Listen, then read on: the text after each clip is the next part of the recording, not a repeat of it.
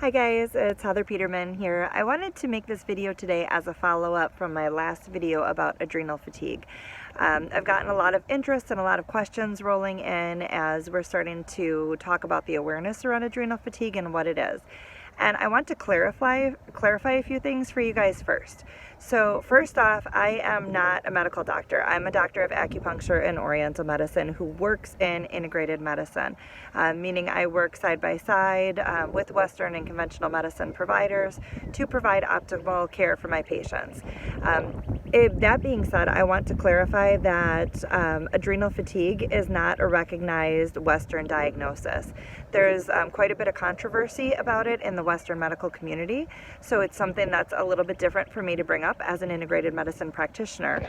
But even though there are no recognized medical diagnoses that go along with this, and some doctors are on the fence about it, some doctors say that adrenal fatigue is not a thing, and other doctors say, well, absolutely, it's a syndrome of symptoms that relates, and adrenal fatigue is just what we're calling it for right now. So there's a lot of controversy, a lot of mix-up. But what I can tell you is that clinically I see it. I see it over and over again. And I just want to go over a little bit about what happens, because I think whether or not we call it adrenal fatigue, the complex and the syndrome is real, and the symptoms are real, and the suffering that people go through is a very real thing. So while there is some controversy around that actual diagnosis itself, the doctors and the other providers out there don't argue when they say that we see people that have these repeated symptoms that relate to this syndrome. So I want to back up a little bit and just talk about what adrenal fatigue is, what kind of symptoms we see, and what happens to the body when this happens. So basically, as I explained in my last video, and I won't go through the whole spiel again, but what happens is when our body is in a state of prolonged stress, we're just not designed to keep up with that level of stress over prolonged periods of time. So our body compensates to immediate stressors by releasing hormones like adrenaline that help speed up our heart rate and keep us hyper aware so that we can deal with immediate threats or immediate stressors in our life. When that stress doesn't go away over a long period of time, our body starts to, and actually, it's actually a relatively short amount of time, because that should be a couple minutes to a couple hours, even a day, and then that stressor goes away and our body gets a break. But what happens when that stressor doesn't go away in times like we've been living through with COVID, or through normal things that happen every day, like getting a new job, losing a job, going through a job interview, for kids facing things like tests at school, test anxiety or social anxiety, those stressors don't go away. And so our body can't keep producing adrenaline. And what it starts to produce is cortisol. And cortisol helps us manage our stressors. It keeps us in this state of being hyper aware. So our body never gets out of a state of being hyper aware. We're always on stage. So you start to feel jittery. You start to feel like you can't come down and you can't relax.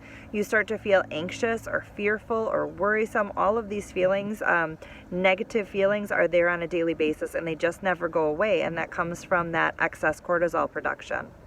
And eventually what happens, instead of our body just producing enough cortisol to get through the day, it overproduces cortisol at night. So now you don't get restful sleep at night. You start to have nightmares. You never get into REM sleep. You have insomnia. You wake up feeling not rested, and the body starts to move into this state of exhaustion. Eventually, your body can't keep up with putting out this much cortisol. So what it starts to do is actually steal different chemicals from other parts of the body that would be utilized for other things. So one of the places that happens is vitamin C. Our body starts to utilize vitamin C for things other than fighting our immune system and what that's designed to do. It starts to utilize it to fight off this chronic stress. So you start to get a low immunity and you get sick more often. The other thing that happens is that this cortisol, in order to be produced at the level that we're using it, starts to rob chemicals that would be used to produce sex hormones, specifically DHEA and pregnenolone. So what happens then is we start to see low libido, low sex drive, people starting to have a lackluster type of feeling. So they lose their motivation or their enthusiasm towards life, and they kind of start to go into this place of indifference. and that indifference can lead to depression. It leads to a disconnect between partners. It's a very upsetting topic for people to deal with when their sex drive is all of a sudden depleted, and then they have no outlet, they lack that physical contact, and they can't figure out what's going on to get that back. And really, it's all stemming back to a place of your body being underneath chronic stress and not being able to deal with that stress. So your body is it's brilliant. Your brain and your nervous system are wired to survive. So your body starts to tell you, listen, I don't need that vitamin C right now. I don't need DHEA. I don't need testosterone. I don't need pregnenolone. So I'm going to start to steal all of the precursors to those things and use them to build cortisol so that you can deal with the chronic stress and survive. But what happens is that devastates us socially, and it devastates us emotionally, and it leaves us in a place while our body is still functioning, we're not having a quality of life. Okay, when you're in this state, and that last state where this is happening, it's called pregnenolone steal, and that's kind of the moving into the more extreme stages of adrenal fatigue. When that starts to happen, a person is feeling exhausted all the time. They're not thinking clearly. They don't have a motivation to participate in their life. They're feeling depression. They're feeling anxiety, fear. They're feeling like they're wired all the time, like they're keyed up and they can't settle down. Their sex drive and their libido is suffering. Their relationships are suffering. They're starting to get muddled thought processes, and they're really just not engaging in their everyday life like they used to do. So this is a problem that I've seen clinically for a long time. Here, especially in the U.S., we live in this state of hyper-awareness. Our body and our minds are designed to deal with short-term stressors, but we've created an environment where we see everything as a fire and everything needs our immediate attention. And these things that maybe are stressors, but they're not immediate stressors that need us to focus right away, get prioritized in a way that they shouldn't. So our priorities are kind of way out of whack as a society and what we view as important. And so our body doesn't know how to handle that. And when our body doesn't know how to handle that, we have these extreme reactions. So I've been seeing this for at least the last 10 years, maybe longer in practice. And people come to me and they're absolutely devastated. They've been to multiple doctors. The doctors can't tell them what's going on. They've been told that things are all in their head, that their symptoms are psychosomatic, that it really doesn't have to do with anything physically. And that's a tough situation because you're right that adrenal fatigue doesn't have that Western diagnosis attached to it. And probably the reason it doesn't is because we don't have a black and white way to diagnose it. We can't pull blood labs and see the numbers and say, absolutely, this is it. We can't look at it on an MRI or on an X-ray or a CT scan and say, this is what's happening. But what us integrative medicine practitioners and non-conventional practitioners have learned to do is to look at the ratio of different hormones at different times in your body and use that as a telltale sign to diagnose. So if you think this is going on, even though we don't have a black and white test or a readily accepted kind of gold standard test, we can pull your labs, we can look at your saliva, we can look at your circulating hormones at different times of the day, and that cues us into whether or not your body is functioning the way that it should, or if it's overstressed or overtaxed. And when we do that for people who have been told that this is all in their head and that they don't have something that's clinically going on with them that can be diagnosed and treated, but we look at these labs and we see, or we look at the saliva test and we see that something's going on, we validate how they're feeling. And we let them know that there is something that's happening in your body. It just is not something that's readily recognized yet, but hey, look, we can address it. And it validates those feelings. It lets them know that they're not going crazy. It's not all in your head. And what I wanted to do in making this video today is tell you that there are other people who are going through this. There are thousands, hundreds of thousands, if not millions of people that are going through this right now.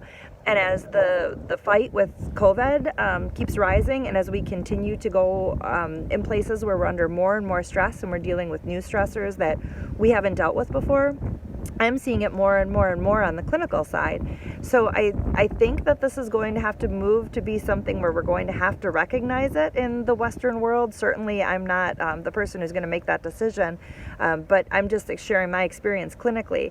And even if we don't accept the diagnosis, it is readily accepted that stress impacts us negatively. Stress makes any other condition that you're going through way worse because your body needs to compensate in a certain way. And I don't think any Western doctor would argue with you about that. What they're arguing with is the fact of whether or not your adrenals are fatigued and whether or not we should continue on with treatment with supplements. But I think we can all agree that there is a problem, and that people who are feeling this way, your feelings are justified. Your physical symptoms are justified. This is a very real syndrome, a very real complex. It's just what we call it, how we diagnose it. We don't have a gold standard and we don't have an agreement on yet. But I wanted to get this message out there so that people don't feel like they're unheard, and so that people don't feel like they're crazy or like it's all in their head, because I think that, I know that makes depression even worse. That makes symptoms even worse. It makes stress even worse. So I want you to know that there are practitioners out there who understand this, who know what you're going through, who can validate what you're feeling, and that your Western doctors, even if you go in and tell them, hey, I'm seeing my acupuncturist and they said adrenal fatigue, and your Western doctor says, oh, there's no such thing, that's not a real Western diagnosis, they're not telling you that your symptoms aren't real. They're not telling you that the syndrome isn't real. They're telling you that they don't have a way to treat it yet, and they don't have a recognized cause of it. So it's better to just talk about symptoms and what you're doing about those symptoms, and then we can work together to overcome it. I've got tips in my other video about what to do to help manage adrenal fatigue, and I'm going to be doing a series of videos here to follow up to help you come up with some strategies for coping on your own. But some initial things I want to put out there for you is make sure that you're eating good, healthy, nutrient-dense foods. Get rid of the sugar, get rid of the processed food, get rid of the excess carbs, cut out caffeine if you can. I am a coffee lover. Anybody who knows me knows that I have coffee almost any time of the day, but my secret is I drink decaf. So if you can get rid of the caffeine, start drinking decaf, get rid of the coffee, stop fueling off those false things like sugar and caffeine, you're going to be in way better shape.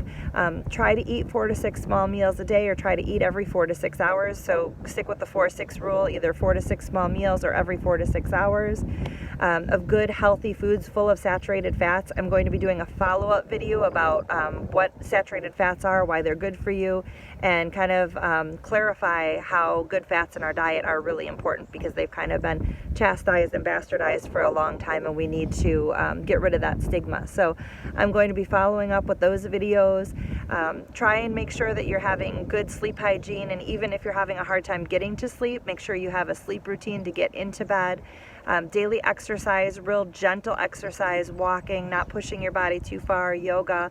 Those are all really good steps and really good starts. So again, I'm going to have a lot more information in my follow-up videos about how to manage this and how to decrease your symptoms. But for now, I want to drive home that message that if you go to Google and you see this on WebMD, or you see this on any of the other big websites, and you see adrenal fatigue is not a Western diagnosis, that's true. That's true. It's not an accepted Western diagnosis.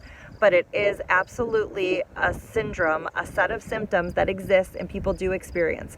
So this is not in your head. It's not being made up. You're not crazy, and you're not alone, and we will help you work through it. That's really the message I wanted to get home with you guys today. And then also give you a resource if you're starting to feel these symptoms, if you're starting to feel the fatigue and the exhaustion, the insomnia, the loss of sex drive, the disinterest in life. I wanted to give you some places to go to start realizing that there is a way to get better. That's all I got for you today, but please, if you're liking these videos, if you're finding them helpful, like and share with your friends and your communities. Let's get this information out there and circulated. Please subscribe, please like my channel. That helps more people find me and more people view what I'm saying. So I'm happy to keep them coming, but I need a little bit of support from you guys too to show that these are being useful and being utilized by the community. So thanks for spending some time with me today, and I'll see you on the next video. Bye-bye.